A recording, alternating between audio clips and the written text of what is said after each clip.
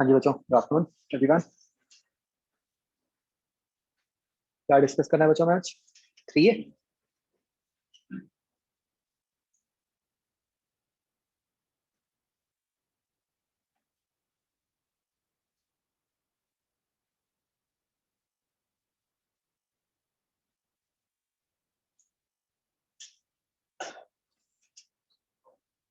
Yes, तो ये 3 है बच्चों, ए पार्ट।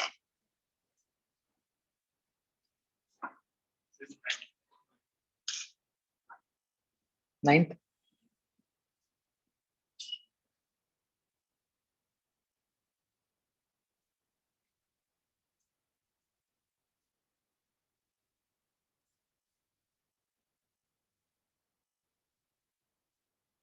फिर आज वो दिए सर की क्लास कैसे चली? तो हाँ, तो लाइट ही जा रही थी ना बार बार। ऑनलाइन ऑफलाइन में प्रॉब्लम हुई होगी ना। हाँ, मैं तो मतलब मैं तो ऑलमोस्ट सोच लिया था कि कैंसिल ही करके दोबारा ही रख लेंगे कि अभी तो होएगी नहीं, बट अब आ गई होपफुली। हाँ जी, 9th क्वेश्चन कैसे होगा बच्चों? हॉट वायर वोल्ट मीटर पूछा है, तो मतलब ये कौन सी रीडिंग चाहिए हमें? आरएमएस रीडिंग चाहिए। आरएमएस कैसे निकलेगा इसका इंटीग्रल? वो करके integral v square d t. Phasor से तो ये होगा ही नहीं, क्योंकि ओमेगा अलग अलग है। तो हम तो प्योर मैथ्स क्या करोगे, ये जो एक्सप्रेशन गिवन है इसका integral v square d t upon t करके पूरे का रूट, जैसे हमने निकाला था।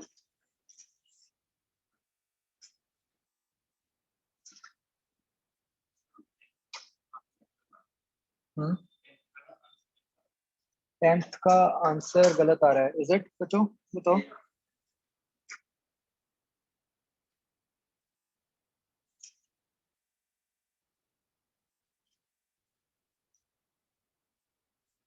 क्या लग रहा है, बताओ।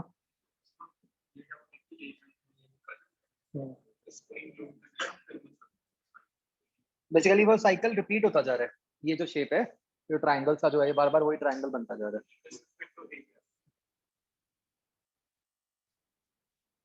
मतलब एक टाइम पीरियड टी में जो वैल्यू है वो 10 से 20 तक इंक्रीज कर रही है।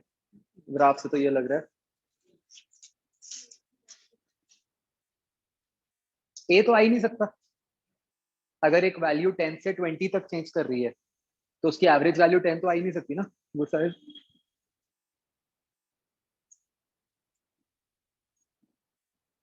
आगे 13th क्वेश्चन। एसी सोर्स की ये ईएमएफ है। ओके, सबसे पहले तो बच्चों ये देखो, जिस तरह से गिवन है cos 100 पाई प्लस cos 500 पाई, इसका क्या मतलब है, किस टाइप का सोर्स है?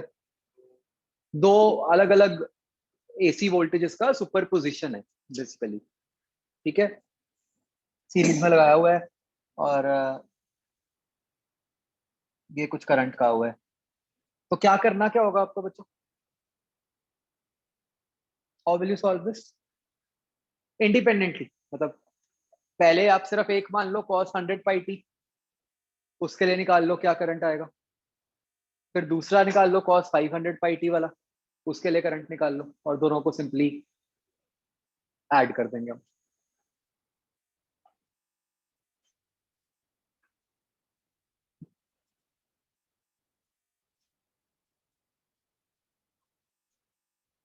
ये बात समझ आती है बच्चों?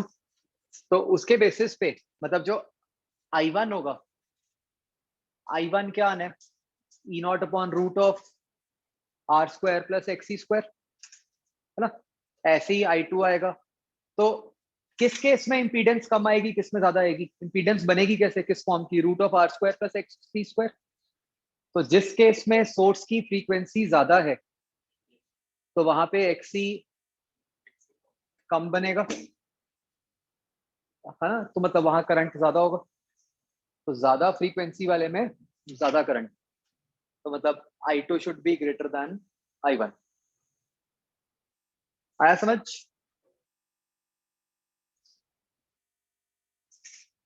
आगे बच्चों, बी पार्ट।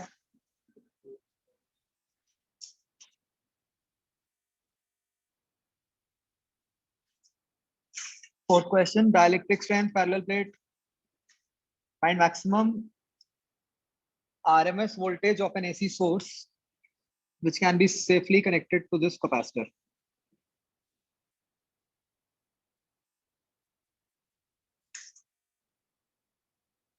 तो बस बच्चों कुछ भी नहीं करना इसमें, बेसिकली आप ये निकाल सकते हो ना कि जो कैपेसिटर है आप उसके अक्रॉस मैक्सिमम कितनी वोल्टेज कर सकते हो। ठीक है, तो अब जो RMS है आप उसके करस्पॉन्डिंग पीक निकाल सकते हो कि वो क्या बनेगी। वो जो पीक है वो कैपेसिटर वाली वोल्टेज है। That's it. हाँ, dielectric strength,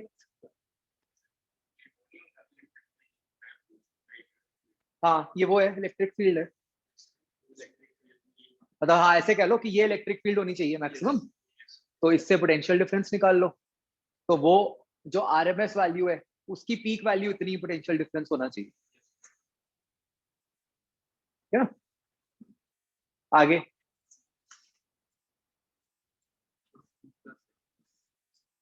B part done बच्चों, सी पार्ट।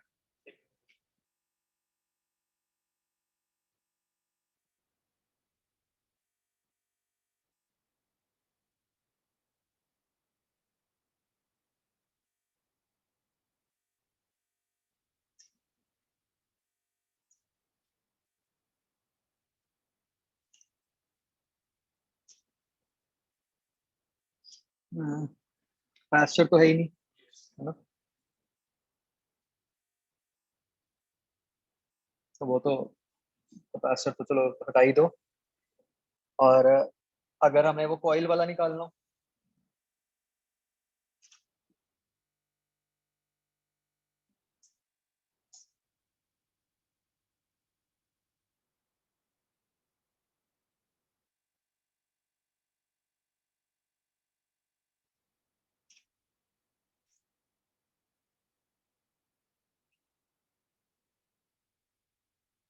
हाँ जी, average magnetic field energy stored in the coil, ये कैसे निकलेगी।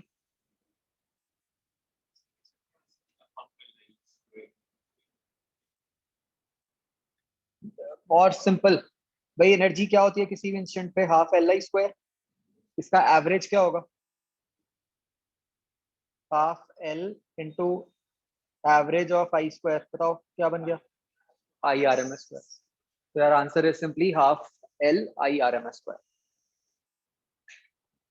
क्लियर टू ऑल, समझ आ गया।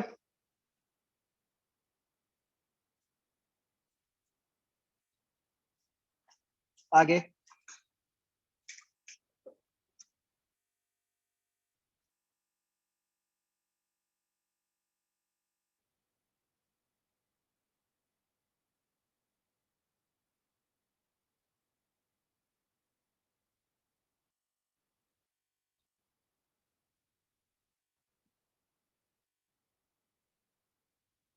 और बच्चों, और कोई सी पार्ट में डन। डी पार्ट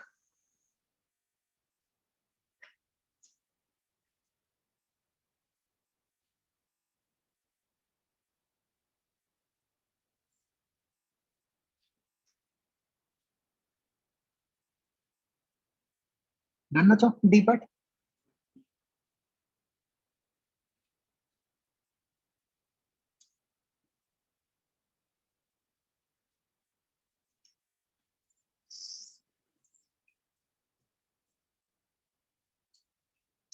क्या हो गया बच्चों, बढ़िया आगे, चलो।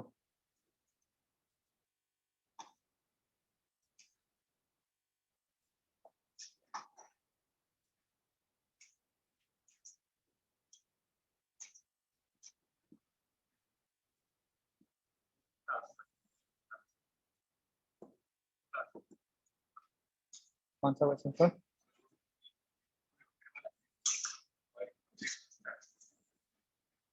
अच्छा वो वाला है, वो वाला, बोल बताओ।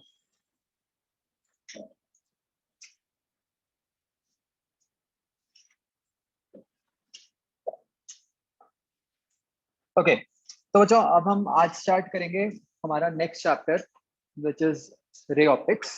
ठीक है, सीक्वेंस वाइज अगर हम बच्चों बात करें, जो हम इस साल पढ़ते आ रहे हैं, बेसिकली हम इस साल का जो हमारा क्रक्स था वो इलेक्ट्रोमैग्नेटिज्म था, राइट। तो हमने इलेक्ट्रो से स्टार्ट किया, फिर मैग्नेटिज्म पे गए, फिर हमने देखा कि वो कैसे लिंक हो गए, और फिर उसका फाइनल कंक्लूजन था ईएम वेव, जो कि दिखा रही है कि दोनों एक साथ कैसे इंटरलिंक्ड है एक दूसरे से, राइट। तो हमने देखा कि ईएम वेव की जो एप्लीकेशन थी उसमें एक पर्टिकुलर पार्ट था कि जो 400 नैनोमीटर से 700 नैनोमीटर वाला पार्ट है वो विजिबल स्पेक्ट्रम है जो हमें दिखता है, और जो कि हमारे मतलब ऑब्वियसली बहुत काम का भी है। ठीक है, तो इस चैप्टर में हम पर्टिकुलरली बात करेंगे सिर्फ उस स्पेक्ट्रम की, बेसिकली जो विजिबल लाइट वाला स्पेक्ट्रम है। हम देखेंगे कि उसकी हेल्प से हम कैसे अपने आसपास जो चीजें हैं उनको देख सकते हैं, एंड कैसे हम उनको मैनिपुलेट करके भी देख सकते हैं। ठीक है, क्या बच्चों हम अपने आसपास जो चीजें हैं, क्या हम कभी उनको किसी तरीके से मैनिपुलेट करके देखते हैं? बताओ मुझे, कोई एग्जांपल दो मुझे।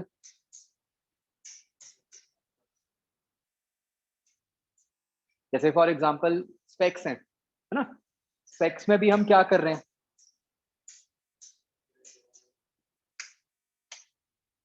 डिपेंडिंग अपॉन कि हमारी क्या प्रॉब्लम है, हो सकता है जिसको दूर का दिखता है, राइट, जिसको पास का नहीं नजर आता, स्पेक्स क्या कर रही हैं उसके लिए, वो जो ऑब्जेक्ट है पास लेके आ रही है ताकि उसको पास दिख जाए, है ना। ऐसे ही जिसको दूर का दिखता है उसके लिए ऑब्जेक्ट को वो दूर लेके जा रही है स्पेक्स। और कोई एग्जांपल स्पेक्स के अलावा?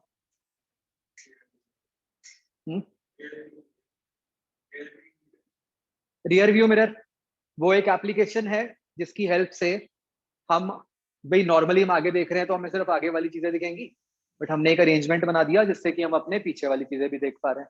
हाँ, ऐसे ही अगर हम सोचें और जो हम केसेस बना सकते हैं, भाई मैग्नीफाइंग ग्लास है जहाँ पे हम बड़ा करके देख सकते हैं, है ना। माइक्रोस्कोप में क्या करते हैं हम, ऐसी चीजें जिनको नॉर्मल आई से हम देख ही नहीं सकते, उनको भी हम समहाउ किसी तरीके से देख रहे हैं, है ना। सेम गोज फॉर टेलीस्कोप, बहुत दूर की चीजें हम उससे देख पा रहे हैं, एंड सो ऑन। ठीक है, तो इस चैप्टर में बच्चों हम ये सीखेंगे कि कैसे हम लाइट को मैनिपुलेट करते हैं फॉर आवर कन्वीनियंस। ठीक है, तो बच्चों सबसे पहली जो बात समझने वाली ये है, वो ये है कि लाइट असली में है क्या, ईएम वेव, और उसका वो पार्ट जो मतलब 400 नैनोमीटर से 700 नैनोमीटर के बीच में लाई करता है। लेकिन बच्चों और जो बड़ी बात समझने वाली है वो ये है कि इस चैप्टर के लिए हमारे को वेव नेचर का कोई काम नहीं। ठीक है, बेसिकली बच्चों जैसे आपने केमिस्ट्री में भी पहले बात की होगी ना कि हम कहते हैं नहीं वेव पार्टिकल डुअल नेचर होती है। ठीक है, तो बिल्कुल ऐसे ही ये जो ईएम वेव है, EM wave is wave nature.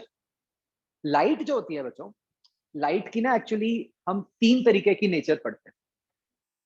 एक नेचर है उसकी वेव नेचर, ठीक है, जो हमने बस डिफाइन की थी अभी पिछले चैप्टर में, उसको डिटेल में अभी पढ़ेंगे हम, अभी हमने पढ़ा नहीं है उसकी वेव नेचर। वो ज्यादा क्वेश्चन जो आया था उसमें वो था डिफ्रैक्शन, पोलराइजेशन, तो वो सारी प्रॉपर्टीज हम पढ़ेंगे, मतलब कि हम ऐसी प्रॉपर्टीज पढ़ेंगे जो तभी समझ आती है जब हम उसको वेव मानते हैं। ठीक है, एक बच्चों लाइट की प्रॉपर्टी होती है पार्टिकल नेचर, वो हम कहाँ बात करते हैं, कैसे बात करते हैं, जैसे मतलब जहाँ फोटॉन्स मानते हैं, जहां पर भी कहीं फोटॉन्स की बात करते हैं हम, दैट वहां पे हम बेसिकली लाइट की पार्टिकल नेचर की बात कर रहे हैं। ठीक है, और तीसरी है बच्चों लाइट के केस में रे नेचर। ठीक है, बताओ मैथ्स के हिसाब से व्हाट इज अ रे? रे is just line travelling in one direction, है ना, यही होती है एक रे। तो इस चैप्टर के लिए बच्चों हमारे लिए लाइट जो है, असलियत हमें पता है, बट इस चैप्टर के लिए लाइट हमारे लिए एक रे। ठीक है, मतलब बेसिकली इट इज, मतलब it will be travelling in a straight line in one direction. ये बात समझ आ गई बच्चों? ठीक है। तो एक्चुअली जो हमारे बच्चों अगले 3 चैप्टर्स है ना, वो यही है कि हम लाइट की अलग अलग बिहेवियर्स को पढ़ते हैं। इसमें रे नेचर पढ़ेंगे, इससे अगले चैप्टर में वेव पढ़ेंगे, और उससे अगले चैप्टर में हम पार्टिकल नेचर पढ़ते हैं। ठीक है। तो द गुड थिंग इज कि तीनों बिल्कुल इंडिपेंडेंट है, कहीं पे भी कोई मिक्सचर नहीं आता, ठीक है, कि हम कंफ्यूज हों इस चैप्टर के लिए। एंड मतलब इट टर्न्स आउट कि जहां पर भी हम लाइट को इस तरह से यूज कर रहे हैं कि हम उसकी हेल्प से कुछ ऑब्जेक्ट्स अपने आसपास के देख रहे हैं, तो वहां पे हमारा लाइट को रे मान के काम चलता है। ठीक है। तो once again for this chapter light is मतलब we will consider light to be a ray, मतलब it is something which travels in a straight line. ये बात समझ आती है, और है वही उसी स्पीड से 3 × 10⁸ मीटर्स पर सेकंड।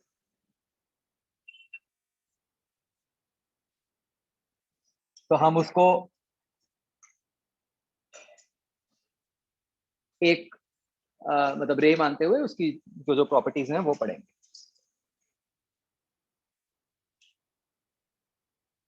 तो बच्चों चैप्टर का नाम है रे ऑप्टिक्स।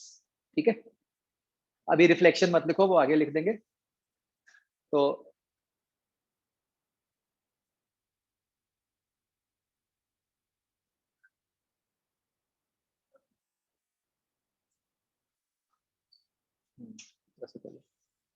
तो असली में लाइट क्या है? ईएम वेव, जो 400 नैनोमीटर से 700 नैनोमीटर के बीच में लाई करती है।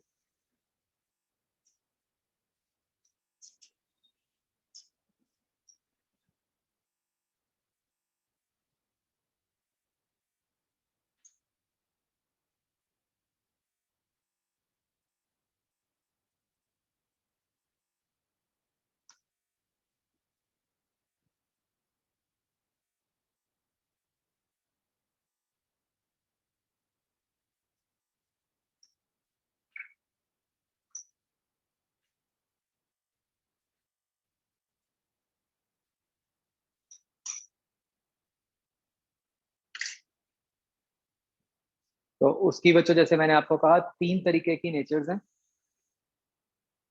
रे, वेव एंड पार्टिकल।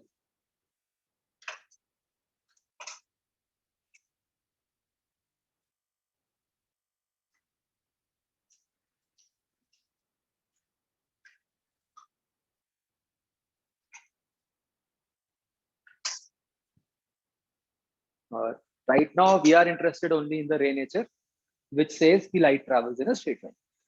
अच्छा बच्चों, मैंने ऐसा बिल्कुल नहीं कहा कि बाकी ईएम वेव्स स्ट्रेट लाइन में ट्रैवल नहीं करती होंगी, बिल्कुल करती होंगी। ठीक है। इट इज जस्ट कि हमारे को इस चैप्टर में पर्टिकुलरली लाइट के ही स्ट्रेट लाइन नेचर से मतलब है। ठीक है। तो तो अब बच्चों, क्योंकि हमारा तो लाइट से जो इंटरेस्ट है वो चीजें देखने में ही है हमारे आसपास, जिसमें मेन रोल आ जाता है हमारी आई का, है ना। तो हम तो ये समझेंगे कि हमारी आई किस तरीके से इस स्ट्रेट लाइन को प्रोसेस करती है, उसके हिसाब से देखेंगे हम कि क्या क्या मैनिपुलेशन कर सकते हैं और उसका क्या क्या इफेक्ट होता है। करेक्ट।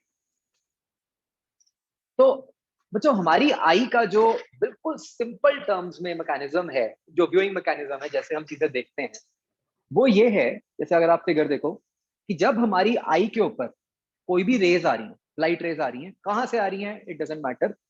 मेरा क्या मतलब है इस बात का कि हमारे पास कुछ रेस तो डायरेक्टली आती हैं, मतलब सोर्स ऑफ लाइट से ही आ रही हैं, जैसे हमारे पास इस रूम में लाइट ट्यूब लाइट से आ रही होगी कुछ, है ना। और कुछ रेज हमारे पास आती है इनडायरेक्टली, जैसे कुछ रेज इस दीवार से भी आ रही होंगी। अब वो दीवार तो लाइट प्रोड्यूस नहीं कर रही, बट हमारे पास वो कैसे पहुंच रही है रेज, मतलब वो इधर उधर से रिफ्लेक्ट होके हमारी आईज तक पहुंच रही। तो हमारी आई को इससे कोई मतलब नहीं है कि सोर्स ऑफ लाइट कौन है। ठीक है। हमारी आई को इससे मतलब है कि उसके पास कहीं से रेस पहुंच रही है। ठीक है। तो आई क्या करती है कि उसके पास जो भी रेस पहुंचती हैं वो उनके पाथ को रिट्रेस कर लेती है। ठीक है। मतलब लाइट आई एंड ब्रेन का जो भी कंबाइंड मैकेनिज्म है, हमें उससे कोई मतलब नहीं है। हमारे लिए तो ये है कि I is able to comprehend कि वो रेज जो आ रही थी उसके पास, उनका पॉइंट ऑफ इंटरसेक्शन क्या था या उनका पॉइंट ऑफ कन्वर्जेंस क्या था। ठीक है। और हमारे को ऐसा फील होता है कि वहीं पर कुछ था, कि वहीं से लाइट हमारे पास आ रही है। ये बात समझ आती है बच्चों? ठीक है, तो जहां से मतलब आईज के पास जो रेस पहुंचेगी, आई क्या करेगी, उनको रिट्रेस कर देगी और ये आइडेंटिफाई कर लेगी कि भाई हाँ जी, वो किस पॉइंट से एक तरह से लग रहा है कि ओरिजिनेट हो। तो ये फिगर बना के लिखो, या लिख लिया ये पॉइंट कि व्हाट डू आईज डू, कि they retrace the path of light rays falling on them. ठीक है बच्चों, ये सिंपल सी बात लिख के ना हमें आगे बहुत क्लियरली समझ आ जाता है कि हमने किस हिसाब से अपने आसपास जितने डिवाइसेस हैं जो लाइट को मैनिपुलेट करते हैं वो बनाए हैं।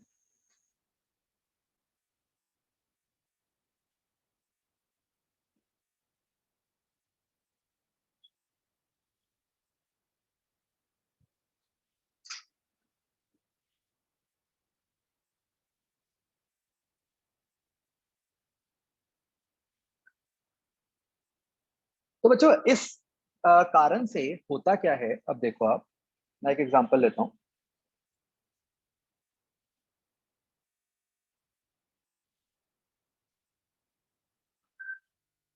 जैसे बच्चों मान लो कि पॉइंट ओ से लाइट रेज ओरिजिनेट हो रही, ठीक है, तो पॉइंट ओ से लाइट रेज हमारी आई तक गई। ठीक है, अच्छा बच्चों एक चीज, हम फिगर हमेशा ऐसे दिखाते हैं, ये बड़ा एग्जैजरेटेड फिगर होता है, इस फिगर से ये मत सोचना कि लाइट रेज तो आई तक पहुंची नहीं। ठीक है ना, असली में तो there are crores and crores of light rays, and वो बहुत छोटे छोटे एंगल्स पे होती हैं, तो हमारी आई तक पहुंच जाती हैं sufficient. It is just for convenience कि हम ऐसे एक बड़ा सा फिगर बना देते हैं। ठीक है, तो बच्चों मान लो ओ से लाइट रेज निकल रही हैं, 1 मिनट के लिए आप बच्चों ये सोचो कि ये जो रेक्टेंगल सा बना हुआ है ये नहीं है। ठीक है, तो अगर ओ से लाइट रेज निकल रही होती, वो कुछ ऐसे जा रही होती।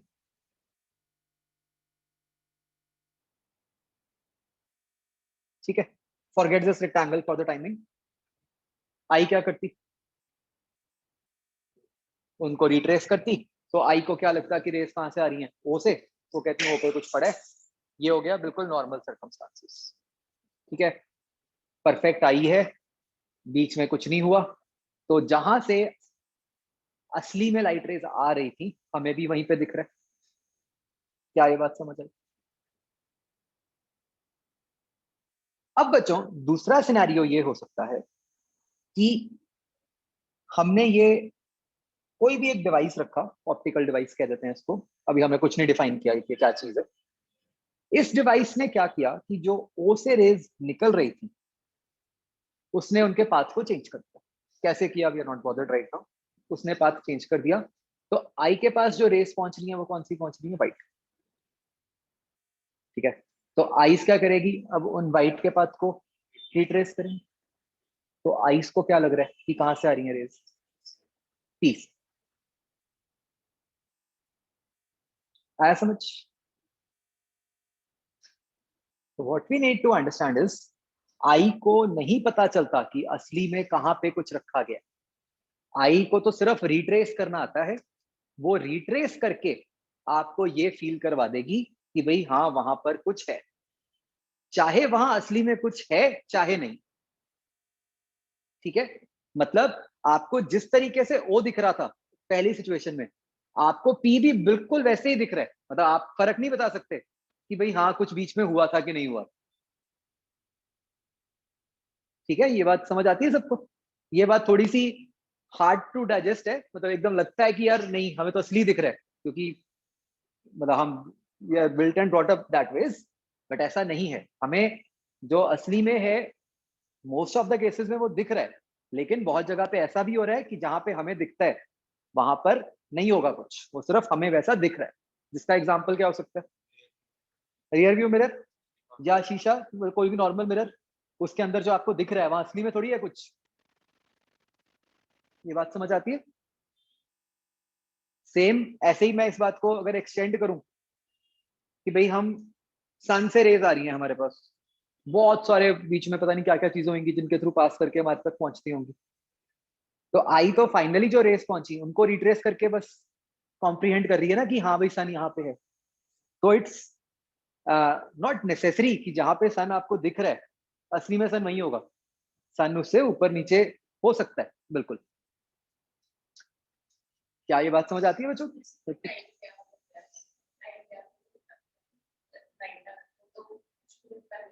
हाँ हाँ हाँ, वो तो एक अलग चीज है ही है कि कुछ मिनट पहले का दिख रहा है। यस। क्या ये बात समझ आती है बच्चों? ठीक है, कि कैसे हम मैनिपुलेट कर लेते हैं। तो डिपेंडिंग अपॉन, आप सीधी सी बात बच्चों अब ये है कि अब ये जो डिपेंडिंग अपॉन की ये जो मैंने व्हाइट रेक्टेंगल दिखाया है, ये कैसा डिवाइस है, वो रेस के पाथ को किस तरीके से चेंज करता है, उसके हिसाब से हम अलग अलग सिचुएशंस बना सकते हैं कि भाई हमें जो दिखे वो कहाँ दिखे, ऊपर दिखे, पहले दिखे, दूर दिखे, बड़ा दिखे, छोटा दिखे, एंड सो ऑन, सब कुछ किया जा सकता है। समझ आएगा? तो ये फिगर बना लो।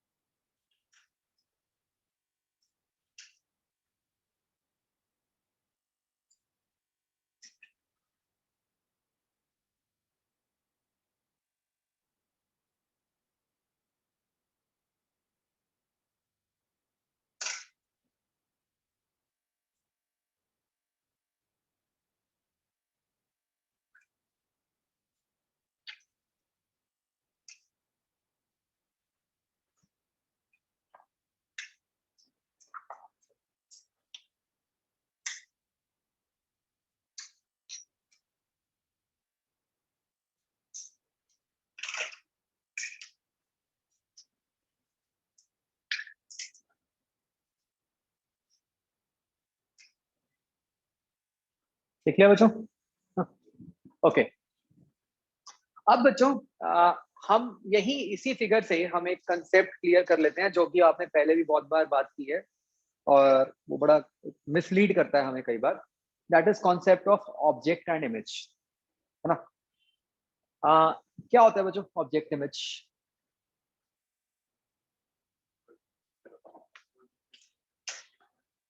नाम से ऐसा लगता है कि ऑब्जेक्ट मतलब कोई फिजिकल ऑब्जेक्ट, है ना, कि भाई जो असली में है ना, कुछ ऐसा लगता है कि ऑब्जेक्ट। और इमेज क्या? जो जो हमें दिखता है ना? ठीक है, हमने ऐसे नहीं याद रखना, इसमें गलती हो जाती है। ठीक है, हमने क्या याद रखना है बच्चों, समझो। ठीक है, और उससे आप देखोगे कि आगे आपको बड़ी क्लैरिटी रहेगी।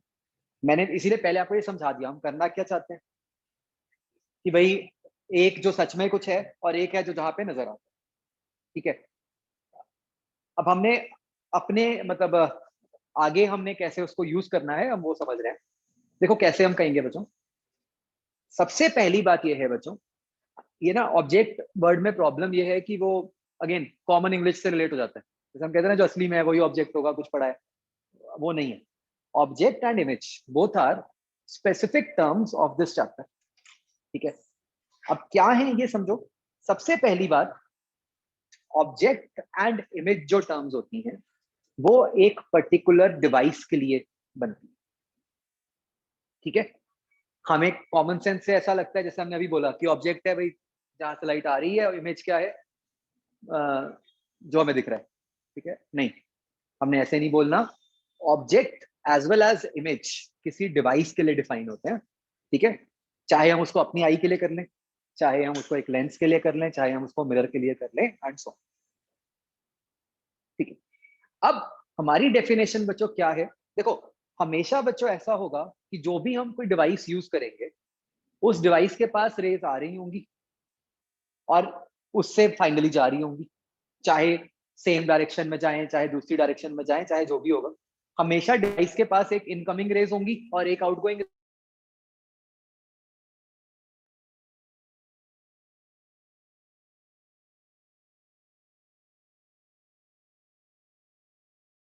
Incident raise. समझ आया? किसी भी डिवाइस के लिए ऑब्जेक्ट है point of intersection of incident raise. मैं भी लिखवाऊंगा, ठीक है, जो कि इस फिगर के हिसाब से आप कह भी दोगे कि सर वही तो है, what's the big deal, but अभी समझ आ जाएगा। किसी भी डिवाइस के लिए इमेज होता है बच्चों point of intersection of emergent rays. उस डिवाइस से जो भी रेज निकली उनका जो भी पॉइंट ऑफ इंटरसेक्शन है, ठीक है। मैं ना कन्वर्जेंस भी वर्ड नहीं यूज कर रहा। क्यों? कन्वर्जेंस से ऐसा लगता है कि आप कहोगे कि सर इससे तो रेस कन्वर्ज ही नहीं हो रही है, तो फैलती जा रही है। मैं तो बात ही नहीं कर रहा कि कन्वर्ज कर रही है डाइवर्ज कर रही है। मैं कह रहा हूं इनका कोई तो पॉइंट ऑफ इंटरसेक्शन है, बस वो इमेज है। बात समझ आई? फिर से, किसी भी डिवाइस के लिए पॉइंट ऑफ इंटरसेक्शन क्या, ऑब्जेक्ट क्या है? Point of intersection of incident raise. Image क्या है? Point of intersection of emergent.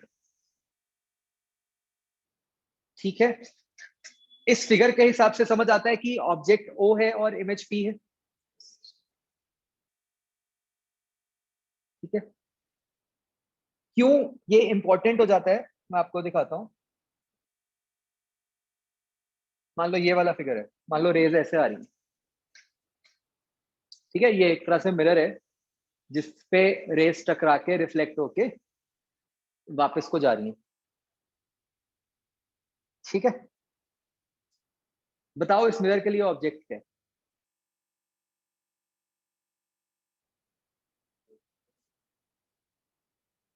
Object O है या ऑब्जेक्ट सन, या वो जो जो भी जहां से रेज आ रही है वो है?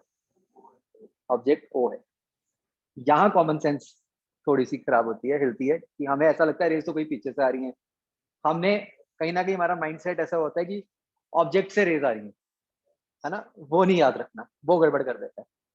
ठीक है, हमने तो बस ये कहना है रेस का पॉइंट ऑफ इंटरसेक्शन ऑब्जेक्ट। तो इस फिगर के लिए ऑब्जेक्ट राइट साइड पे है, रेज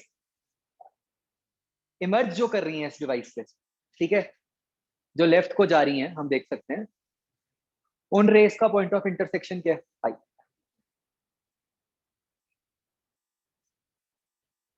क्या ये बात समझ आ गई बच्चों?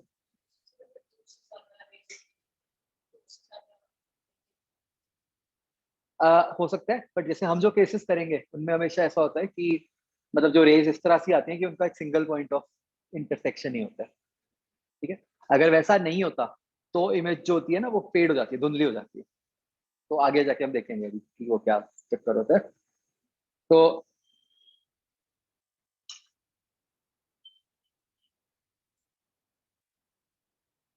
आई थिंक अब आप ये इतना नोट कर सकते हो।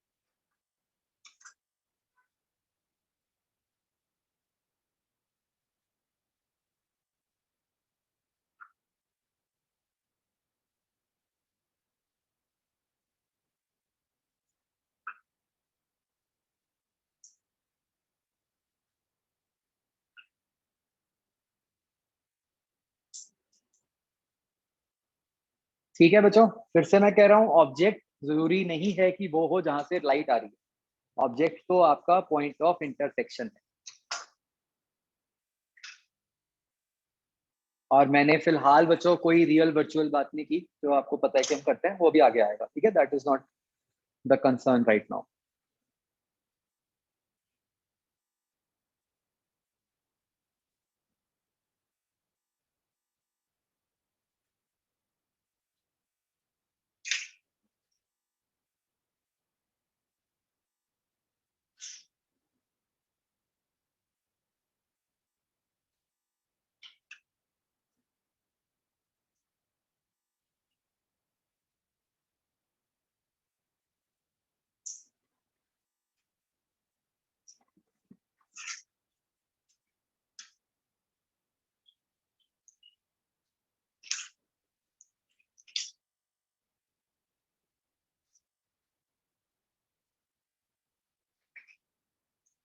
एक बच्चों और इम्पोर्टेंट बात यहाँ पे लिखते हैं कि हम जो डिवाइसेस को यूज करते हैं, ऑप्टिकल डिवाइसेस को, हम उनको जनरली इस तरह से यूज करते हैं, हम उनको अपनी आईज के मतलब इस तरह से रखते हैं आईज के पास कि जो वो डिवाइस इमेज जहां बनाते हैं हमें भी वहीं पे नजर आ रहा हो।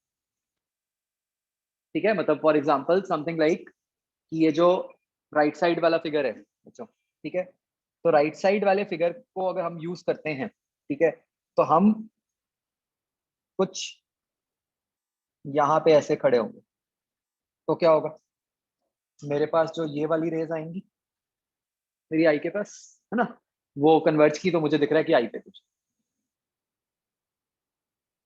ठीक है, तो मतलब ऐसे कह लें हम कि जो डिवाइस इमेज बनाता है और जो हमें नजर आता है, दैट इज जनरली 100%। ये बात समझ आ रही है? मैं बार बार जनरली क्यों कह रहा हूं, हमेशा क्यों जरूरी नहीं है। अगर मैं अब यहाँ खड़े होने की जगह आई से भी पहले खड़ा हो जाता इधर, क्या फिर मुझे आई पे कुछ नजर आता? नहीं आता, इजंट इट? तो हाँ, हाँ, ना, इसलिए हम ये लिख रहे हैं कि हम डिवाइस किस कैसे यूज करते हैं, जहां पे उस डिवाइस की इमेज है हमें वहां पे कुछ नजर आ जाए।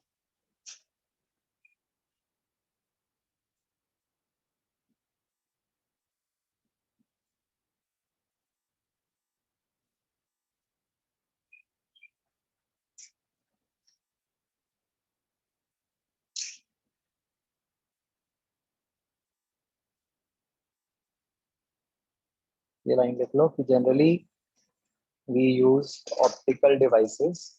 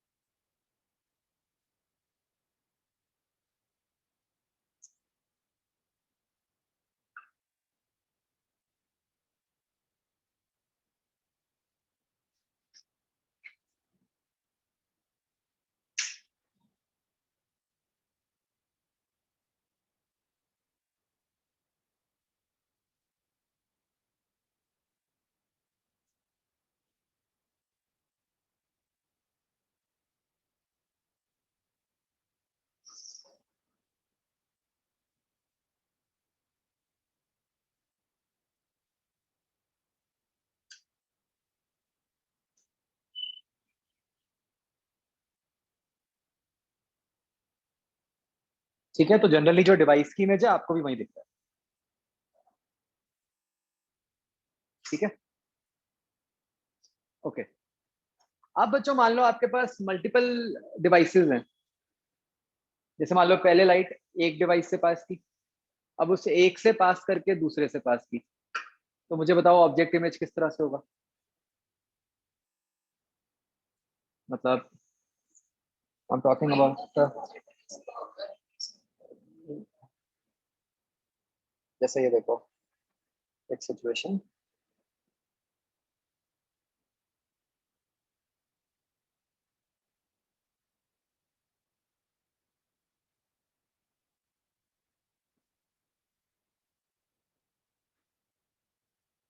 ये मान लो आपका 1 है, ये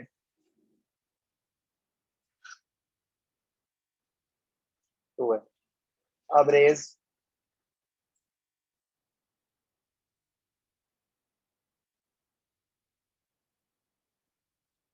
मान लो ऐसे जा रही थी, अब इससे टकरा के वो कुछ कैसे हो गई।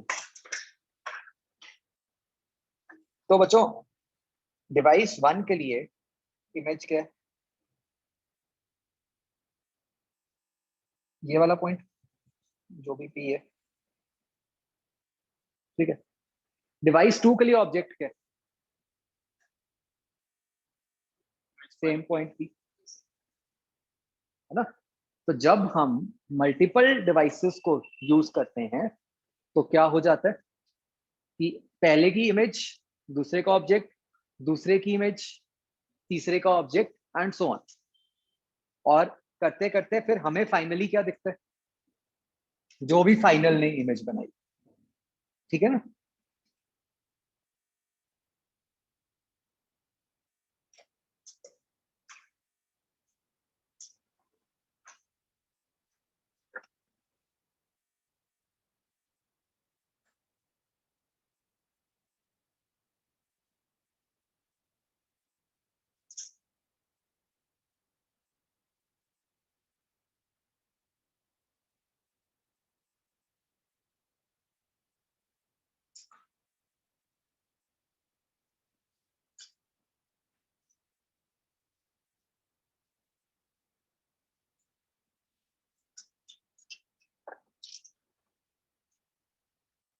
तो बच्चा आप ये भी समझ रहे हो कि ये डेफिनेशन मल्टीपल डिवाइसेस के केस में भी काम आती है, नहीं तो मल्टीपल डिवाइस में तो ऑब्जेक्ट इमेज फिर बिल्कुल ही कंफ्यूजिंग हो जाएगा।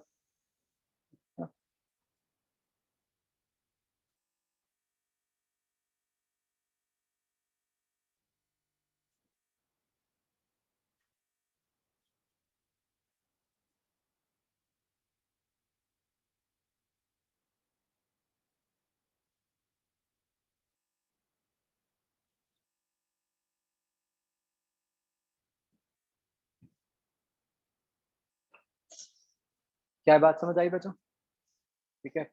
तो ये बेसिक क्रक्स है इस चैप्टर का, मतलब जिसके अराउंड हमारे जितने भी डिवाइसेस हैं वो बेस्ड है। ठीक है। हमें ये जानते हुए कि हाँ जी ऐसा ऐसा हो रहा है, उसके हिसाब से हम डिवाइसेस बना रहे हैं। ठीक है। तो मतलब बच्चों इनफैक्ट इस चैप्टर में ना फिजिक्स बहुत कम है। मतलब अगर आप सोचो तो ये चैप्टर तो मेजरली ज्योमेट्री है, कि आपको तो पॉइंट ऑफ कन्वर्जेंस निकालना है बस, है ना। तो कई जगह कई कॉलेजेस में, मतलब ब्रॉड वाले कॉलेजेस में, ये जो रे ऑप्टिक्स चैप्टर होता है मैथ्स का ही चैप्टर होता है, फिजिक्स में होता ही नहीं, क्योंकि फिजिक्स है ही नहीं। तो हम देखेंगे ना बराबर फिजिक्स है इसमें। तो अब बच्चों हम बेसिकली सारा खेल तो लाइट का पाथ चेंज करने का है ना। अगर लाइट का पाथ डिवाइस चेंज कर सकता है तो ये ऑब्जेक्ट इमेज में कुछ ना कुछ वो मतलब आ जाएंगे कि इमेजेस चेंज हो जाएंगी, है ना। तो हम देखते हैं कि हम लाइट का पाथ किस तरीके से चेंज कर सकते हैं। तो the first phenomena involve is known as reflection. Very familiar common formula result, मतलब रिफ्लेक्शन।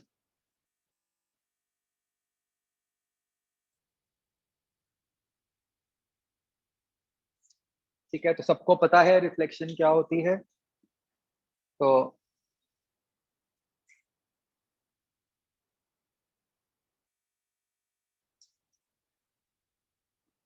कि अगर हम एक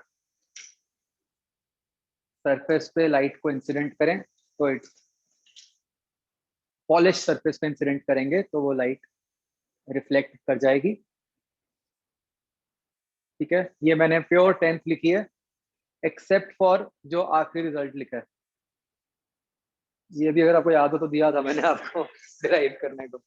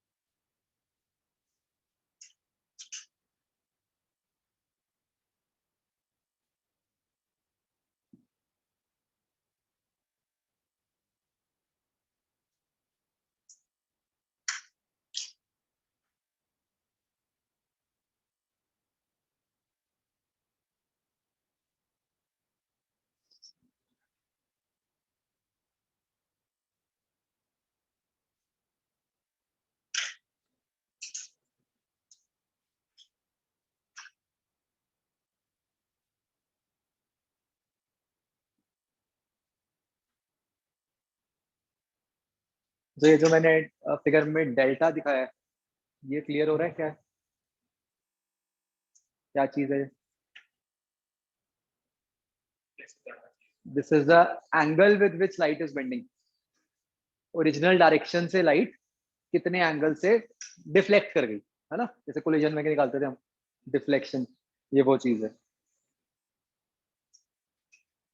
तो बच्चों जब भी हम डिफ्लेक्शन की बात करते हैं तो हम इसकी बात क्लॉकवाइज एंटी क्लॉकवाइज फॉर्म में कर सकते हैं।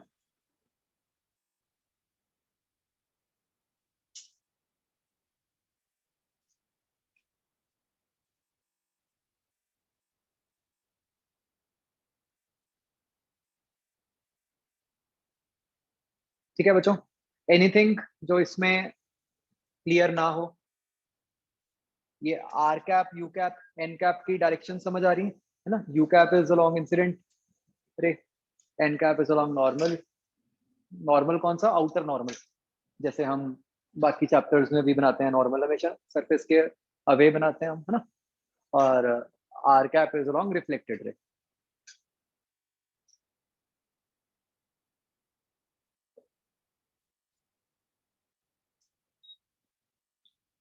ये सबको क्लियर हो गया कि जो डिविएशन है वो 180 माइनस 2 आई आ गई, है ना? और इस फिगर के हिसाब से क्या है वो, क्लॉकवाइज या एंटी क्लॉकवाइज? इस फिगर के हिसाब से एंटी क्लॉकवाइज है।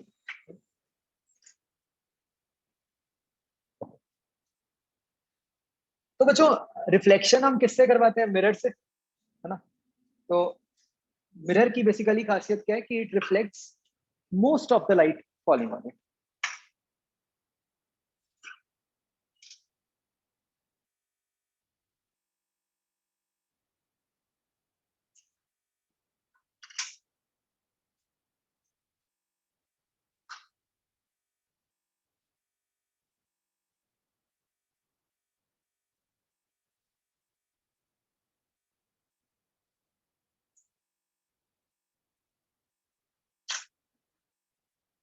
तो बच्चों ये मोस्ट वर्ड इंपॉर्टेंट हो जाता है, हम देखेंगे आगे जाके क्यों। But let's understand this much for timing कि जैसे हम रेडिएशन में कहते थे ना कि हर डिवाइस कुछ एब्जॉर्ब करता है, कुछ रिफ्लेक्ट करता है, कुछ ट्रांसमिट करता है। बिल्कुल ऐसा ही यहाँ पे है कि जो वही चीज है। तो कोई भी डिवाइस हम ऐसा नहीं बना पाते जो 100% लाइट को मतलब रिफ्लेक्ट करे, कुछ ना कुछ तो वो एब्जॉर्ब कराई देगा या रिफ्लेक्ट रिफ्रैक्ट करवाई देगा। ठीक है बच्चों? एंड बच्चों एक बात और, मतलब हो सकता है कोई डिवाइस कम रिफ्लेक्शन करवा सके, हो सकता है कोई डिवाइस ज्यादा रिफ्लेक्शन करवा सके, ठीक है? लेकिन जितनी भी रिफ्लेक्शन होगी वो हमेशा ये लॉ तो फॉलो करेगी ही। मतलब हम ऐसा नहीं कह सकते कि जैसे अगर इसका हम नॉन आइडियल केस सोचें, इसका नॉन आइडियल केस ये नहीं हो सकता कभी कि हाँ आर और आई इक्वल नहीं है। नॉन आइडियल केस का मतलब ये होता है कि भाई अगर आपने 100 रेज इंसिडेंट की हैं तो 100 की 100 नहीं हुई, 90 हो गई या 50 हो गई, या अगर पुअर रिफ्लेक्टर है तो वो 5 ही करेगा या 2 ही करेगा and so on. But it never means कि हाँ जी चल आर इक्वल नहीं आया आई। सीधी सी बात यह है कि जो लाइट रिफ्लेक्ट करेगी उसके लिए तो आई इक्वल टू आर होगा ही होगा हमेशा। ठीक है बच्चों? एंड बच्चों दूसरी बात ये कि मतलब ये देख के ऐसा लग रहा है कि प्लेन सरफेस के लिए ये सरफेस कैसी भी हो, हमारे को तो जो मतलब है वो नॉर्मल से है कि नॉर्मल से आई इक्वल टू आर होगा ही होगा, चाहे आप कर्व सरफेस बना दो चाहे कुछ भी बना दो।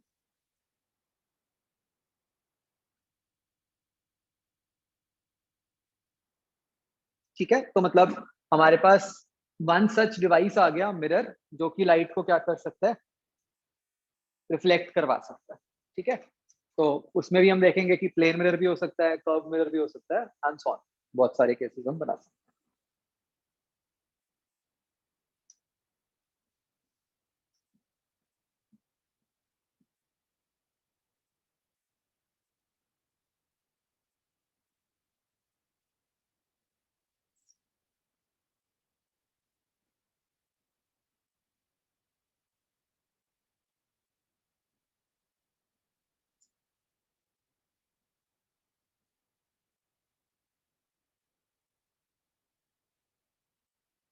ये क्वेश्चन ट्राई करो बस।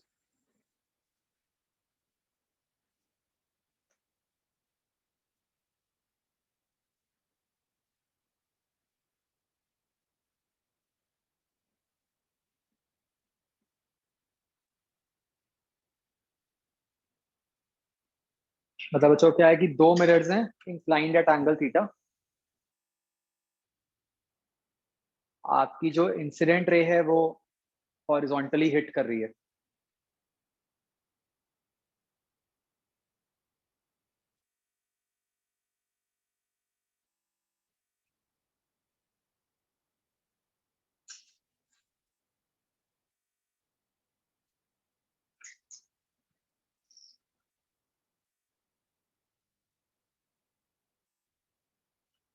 तो मुझे जैसे मैं पहले कह रहा था है ना, फिजिक्स तो सिर्फ इतनी है कि आई इक्वल टू आर, बाकी तो सारी ज्योमेट्री है।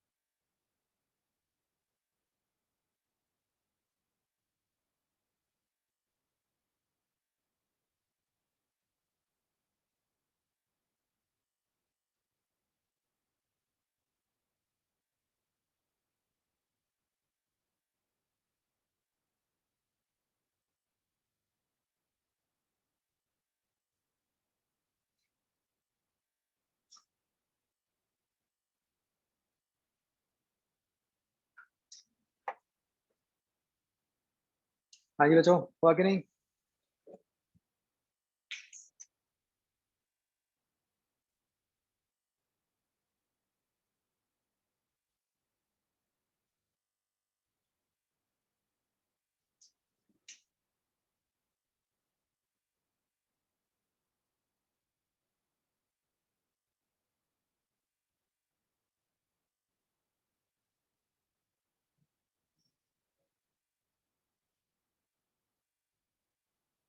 सिंपल एंगल्स आइडेंटिफाई करना है। अच्छा, एक हैबिट डाल लो, जहां भी रिफ्लेक्शन कराओ ना वहाँ नॉर्मल ड्रॉ करना।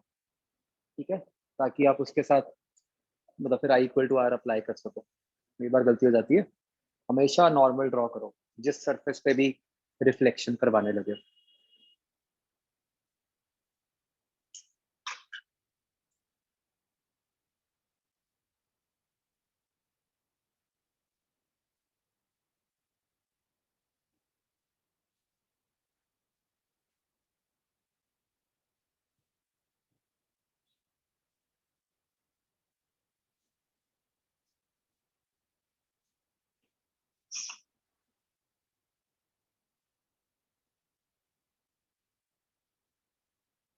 और दूसरे पार्ट का उससे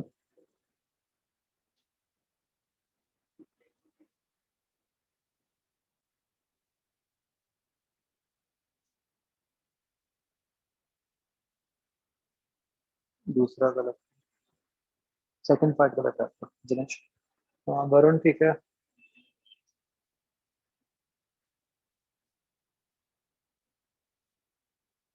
अमितोष ठीक है।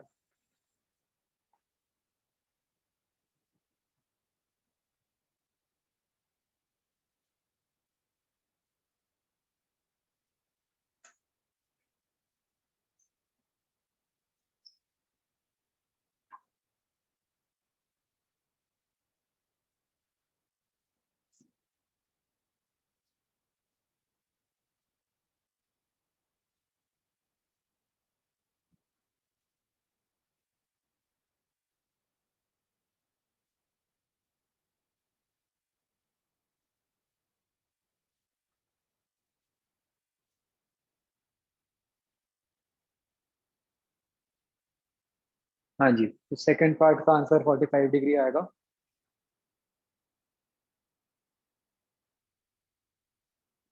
देखो जो फर्स्ट पार्ट कैसे करना था, सिंपल एंगल्स आइडेंटिफाई करने हैं आपने, है ना। तो जो आप रे को आगे ले गए, उस रे के अगर आप एंगल्स बनाने शुरू करो, तो उसका ये एंगल थीटा है, तो जो नॉर्मल के साथ एंगल है वो 90 माइनस थीटा हो गया। इधर से दूसरा भी फिर सेम हो गया, और उस हिसाब से फिर ये भी थीटा हो गया। करेक्ट। तो इसका इंसिडेंस, इसका भी जो लेफ्ट साइड वाला एंगल है वाई, वही राइट साइड वाला बनेगा। तो कितना बन गया, 180 माइनस 2 थीटा बन गया। करेक्ट बच्चों।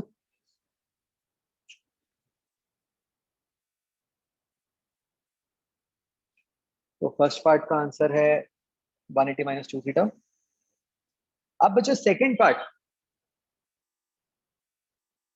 देखो उसमें बच्चों एक बात समझो, आपको क्वेश्चन में क्लियरली कहा है कि टू को स्ट्राइक करने के बाद आपने रिट्रेस करवाना है, वन को नहीं।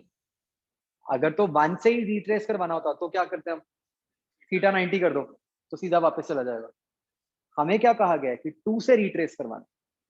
टू से रिट्रेस कैसे होगा बच्चों, अगर वो टू को परपेंडिकुलरली हिट करेगी रे, इस तरह से, तो ये फिगर बनना चाहिए आपका।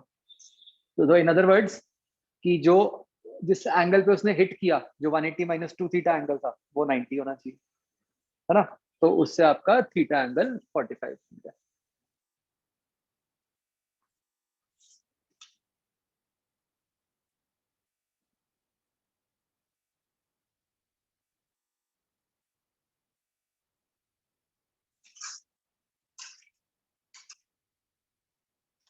क्या ये सबको क्लियर हो गया बच्चों क्वेश्चन?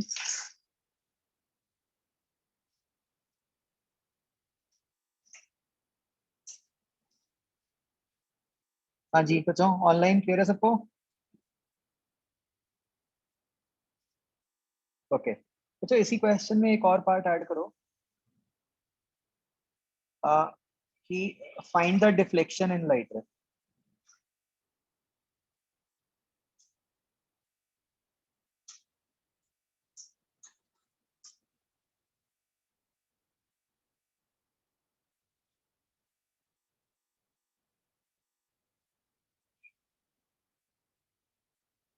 एंड बच्चों जब आप डिफ्लेक्शन आंसर करोगे तो मतलब क्लॉकवाइज एंटी क्लॉकवाइज के साथ आंसर करना।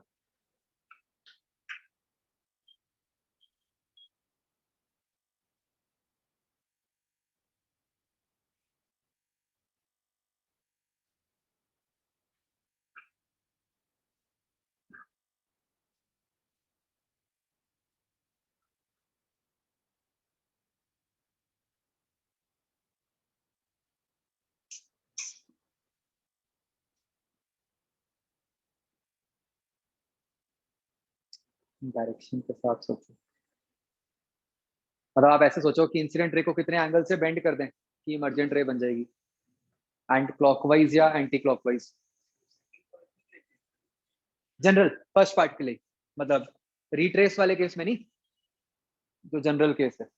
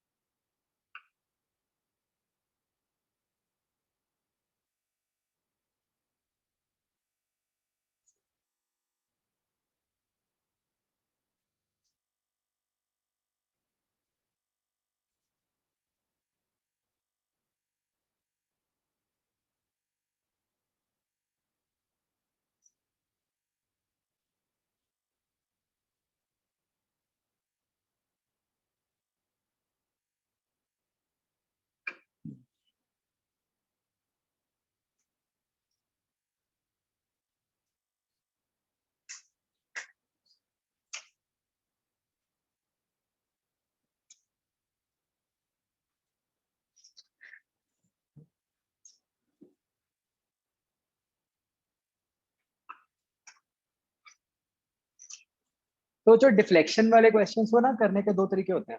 एक तो ये है कि आप हर सरफेस पे देखो कि लाइट कितने एंगल से बेंड की। ठीक है, जैसे पहले हम मिरर वन पे निकालें, फिर मिरर टू पे निकालें, ठीक है, और फिर उन दोनों को ऐड सब्ट्रैक्ट करें, देखते हुए कि कहाँ क्लॉकवाइज है और कहाँ एंटी क्लॉकवाइज है। ठीक है ना। दूसरा जो आसान तरीका है वो क्या है, सीधा इनिशियल और फाइनल रे को ही देखो, उनके बीच का एंगल चाहिए आपको। तो मतलब आप यहाँ पे, मतलब आपको ये दिख रहा था कि जो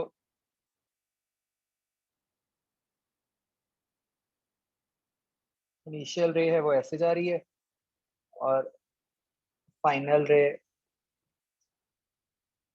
इस तरह जा रही है। तो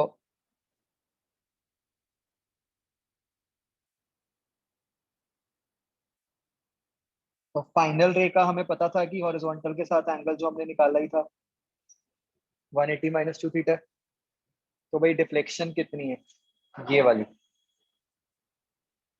2 theta clockwise. Correct. You could have also answered 180 minus 2 theta anti-clockwise, which is one and the same thing. Ah, sorry, 360 minus 2 theta anti-clockwise.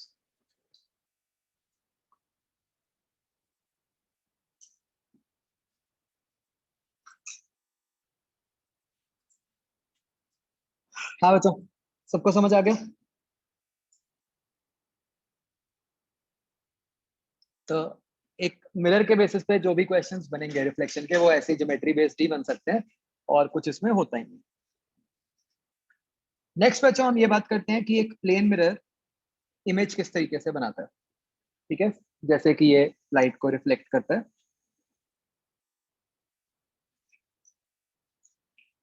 तो देखो जो एक बार ये फिगर समझते हैं, ये आपने बिल्कुल सेम किया हुआ है पहले 10th में। ठीक है, तो मैं इसलिए थोड़ा सा फास्ट चल रहा हूँ। जैसे आप सोचो एक प्लेन मिरर लिया हमने, ठीक है, हमने उससे डी डिस्टेंस पे एक पॉइंट ओ ले लिया, ठीक है, जिसको हम कह देते हैं इसके लिए ऑब्जेक्ट है। अगर मैं पहले से ही कह रहा हूँ कि वो इसके लिए ऑब्जेक्ट है, तो क्या मतलब हुआ कि जो मिरर पे रेज आ रही हैं उनका पॉइंट ऑफ कन्वर्जेंस ओ है। या उल्टा भी कह सकता हूँ ना कि ओ से जो रेज फैलती हुई दिखा दूं जो मिरर से टकरा रही हैं, तो हम ओ से रेज दिखाते हैं बच्चों। एक रे दिखा दी हमने हॉरिजॉन्टल, उसके साथ क्या होगा, वो तो वापस चली जाएगी। एक रे हमने दिखा दी किसी एंगल थीटा पे, उसका लॉ ऑफ रिफ्लेक्शन करवाया, तो हमारे पास दो इमर्जेंट रेज आ गई।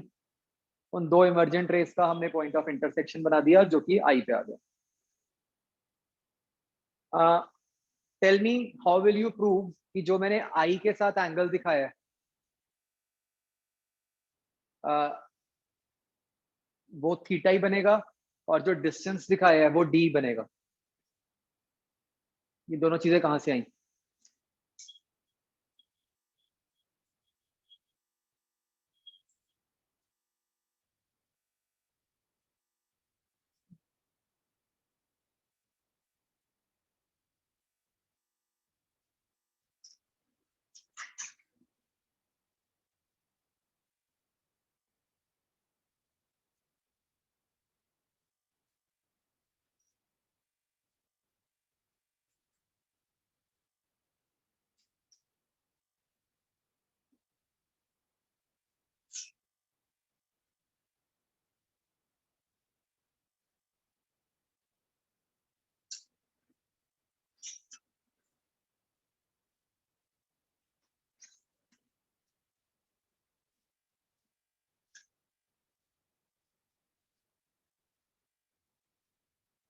तो बच्चों एंगल थीटा तो ऑब्वियस ही है, एंगल थीटा तो सीधा ही ऑल्टरनेट एंगल से निकला है। डिस्टेंस डी कैसे आएगा, कॉन्ग्रुएंट ट्राइंगल्स। ये जो दोनों ट्राइंगल्स हैं वो कॉन्ग्रुएंट है ना। कौन सी प्रॉपर्टी के कारण कॉन्ग्रुएंट है, सारे एंगल सेम है और एक साइड कॉमन हो गई, है ना। नहीं तो आई बिलीव आरएचएस से भी कह सकते हो, आरएचएस से डायरेक्टली तो नहीं कह सकते, हाइपोटेन्यूज सेम तो नहीं है अपने पास। एंगल वाली ठीक है, सारे एंगल्स इक्वल हैं और एक साइड कॉमन आ गई, तो ट्राइंगल्स कॉन्ग्रुएंट हैं और इससे डिस्टेंस डी आ गया। ये बात समझ आ रही है बच्चों? ठीक है बच्चों, तो हमें ये समझ आ गया कि इस मिरर ने जो इमेज बनाई वो कहाँ बनाई, अपने पीछे बनाई सबसे पहले, सेम डिस्टेंस पे बनाई। तो अब बच्चों अगर मान लो हमें एक बड़े ऑब्जेक्ट के लिए निकालना होता, ये तो एक पॉइंट ऑब्जेक्ट है वो, अगर मैं एक बड़ा ऑब्जेक्ट लेता तो बड़े ऑब्जेक्ट का मतलब क्या है, collection of many point objects, है ना। तो मान लो मैं, भाई मान लो ओ की कुछ हाइट है, मतलब मैंने एक पॉइंट ले लिया जो ओ के जस्ट ऊपर है, O1। तो बाय एग्जैक्ट सेम लॉजिक उसकी इमेज भी तो यही I1 पे ही बनेगी। इसका क्या मतलब हुआ बच्चों?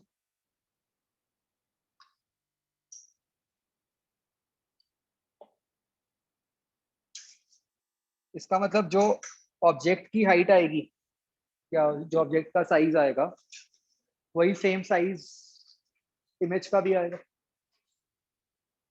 तो भाई जो हमारा सबसे बेसिक डिवाइस है प्लेन मिरर, हमें उसके लिए समझ आ गया कि वो इमेज कैसी बनाएगा। तो ये कुछ इसकी प्रॉपर्टीज हो गई।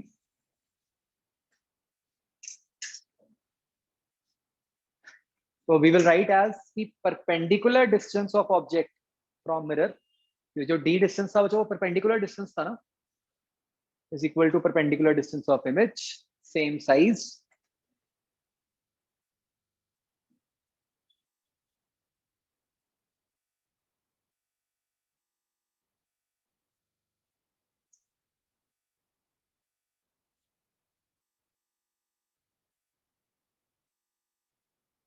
एंड बच्चों what do we mean by literally inverted? Left appears right, right appears left.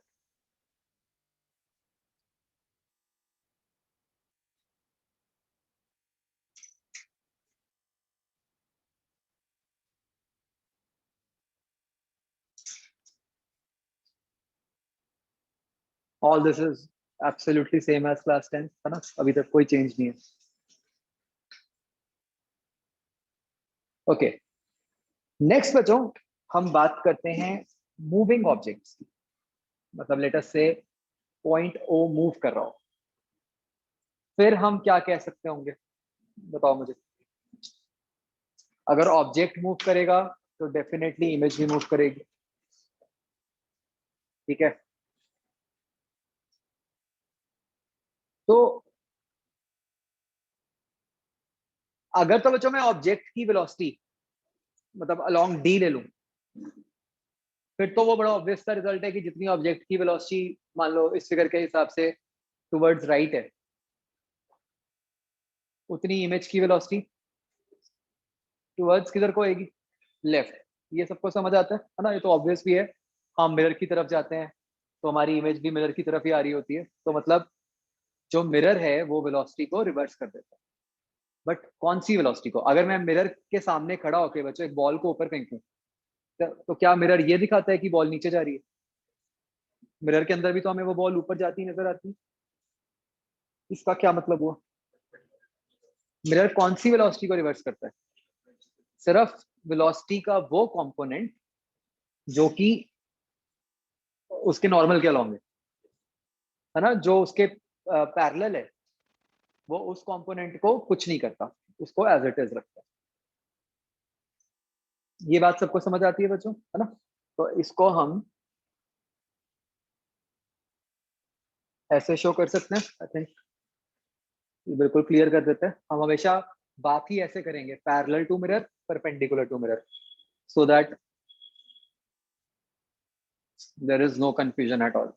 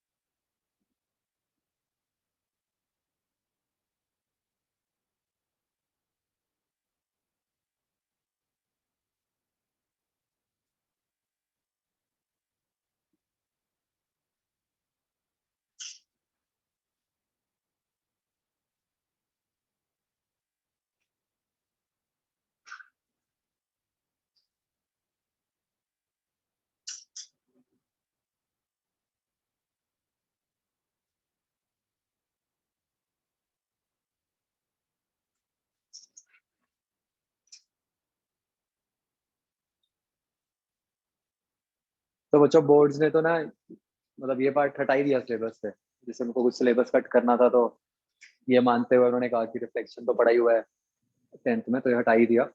But हम कहीं ना कहीं किसी ना किसी फॉर्म में तो यूज हो ही जाता है, स्पेशली दूसरे एग्जाम्स में, इसलिए मैं सारा करवा रहा हूँ आपको। ये बताओ बच्चों, ये मैंने जो रिलेशंस लिखे हैं वो समझ आते हैं?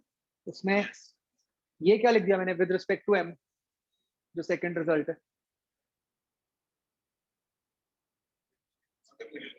क्योंकि ये रिजल्ट्स कब वैलिड हैं? जब मिरर रेस्ट पे। तो अगर हम और कॉम्प्लिकेशन भी ऐड कर दें कि मिरर भी मूव कर रहा है तो भी कोई दिक्कत नहीं है, बस क्या करो, उसके फ्रेम वाली वेलोसिटीज को रिवर्स कर दो।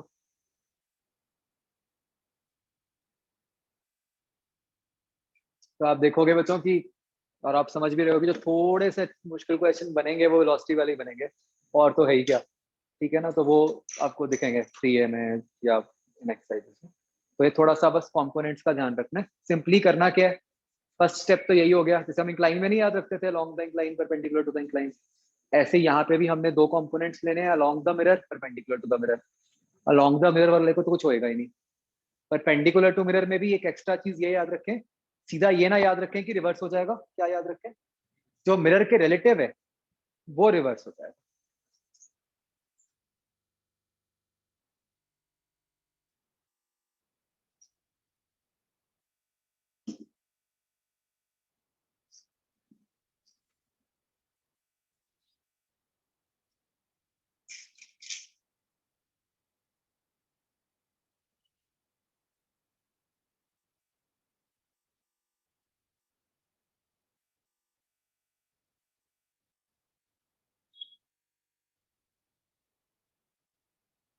ओके, तो चाहे क्वेश्चन ट्राई करो।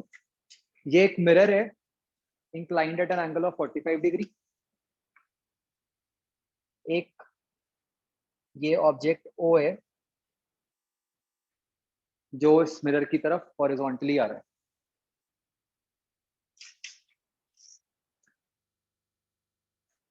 ठीक है, आप बताओ मुझे कि जो इमेज की वेलोसिटी होगी उसकी क्या डायरेक्शन होगी? डायरेक्शन, मैग्नीट्यूड तो हम बात नहीं कर रहे, सिर्फ डायरेक्शन बतानी है। एंगल 45 है, मिरर का एंगल 45 है।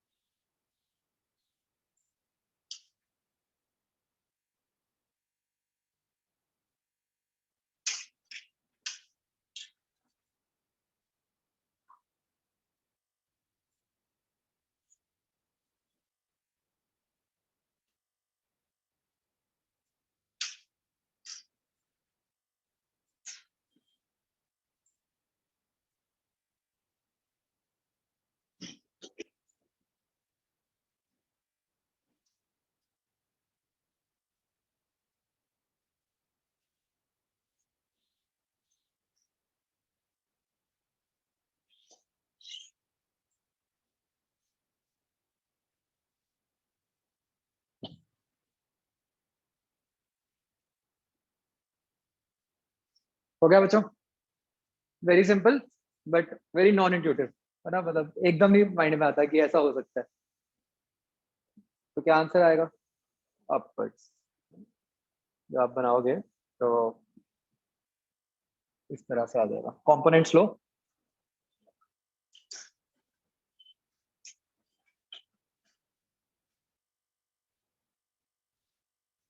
अगर मिरर को वर्टिकल करके देखोगे फिर थोड़ा और आसान हो जाता है।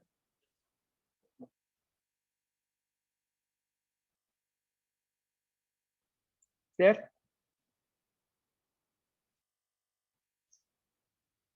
आशीष, तुम नहीं दिख रहे चैट में।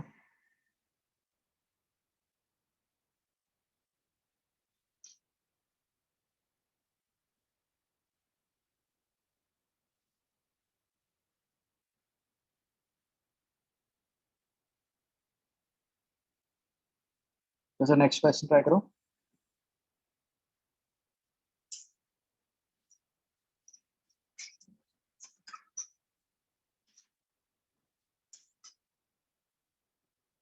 मुझे एक बार क्वेश्चन समझ लो। एक पॉइंट सोर्स ऑफ लाइट है, ठीक है, जिसको मान लो मैंने एस लिख दिया। उससे एच डिस्टेंस नीचे और ए डिस्टेंस आगे एक हॉरिजॉन्टल मिरर पड़ा है जिसकी लेंथ बी है, और उससे भी सी डिस्टेंस आगे ये जो वर्टिकल लाइन है वो एक दीवार है। आपने ये मानना है कि जो दीवार के ऊपर लाइट पहुंच रही है वो वही वाली है जो मिरर से रिफ्लेक्ट होकर आ रही है, ठीक है। तो आपने उसकी लेंथ निकालनी है रीजन की, दीवार के ऊपर जितने रीजन के ऊपर लाइट गिरेगी।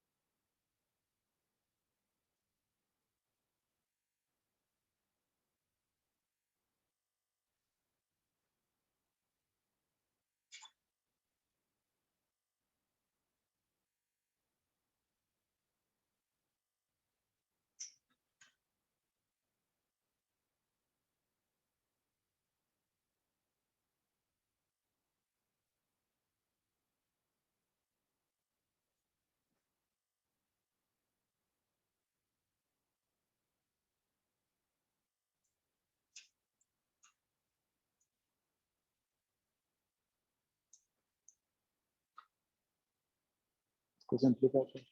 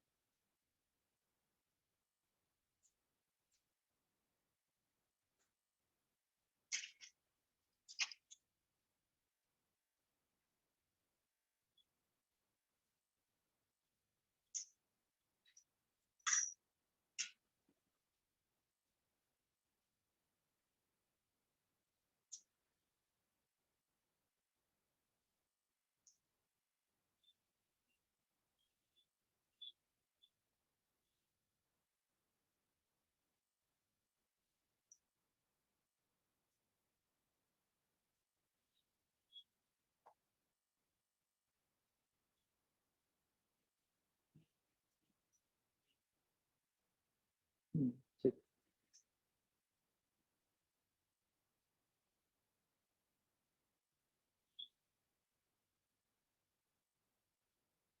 हाँ मैं तो ठीक है।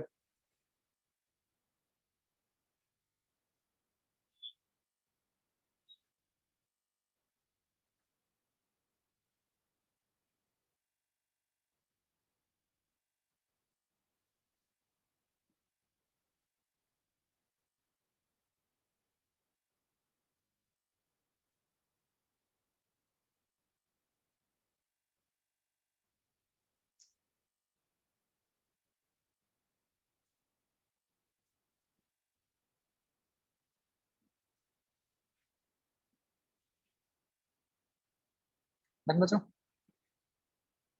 you should be able to get this answer.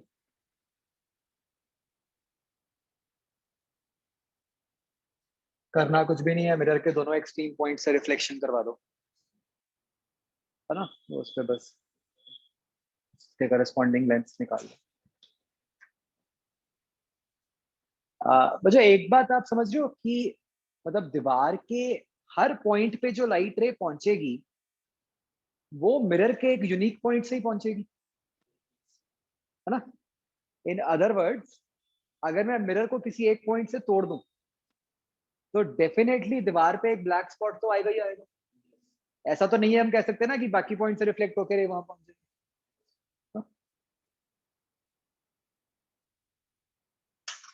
तो वो तो सीधी सीधी बात है, रेस बननी है सारी, उन रेस के हिसाब से ही अपना सारा कुछ बनना है।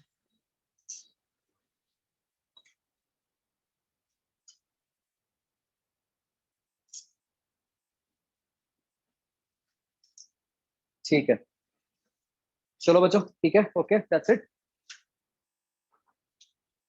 आप बच्चों मतलब एक आधा क्वेश्चन और है जो मतलब एक कंसेप्ट था, अगर तो आपको पुराना याद है वो बाई चांस, वो h/2 वाला नहीं होता कि मिरर की हाइट h/2 हो तो पूरी इमेज दिखती है, तो बाई चांस वो याद है तो सिर्फ एक आधा उस पे बेस्ड ऑब्जेक्टिव क्वेश्चन होगा। अ, बाकी तो आपको मैंने करा ही दिया जो सिंपल ज्योमेट्री पे बेस्ड है, तो आप इसके बेसिस पे मतलब एक्सरसाइज 01 का ए पार्ट ट्राई कर सकते हो। ठीक है, चलो ओके बच्चों।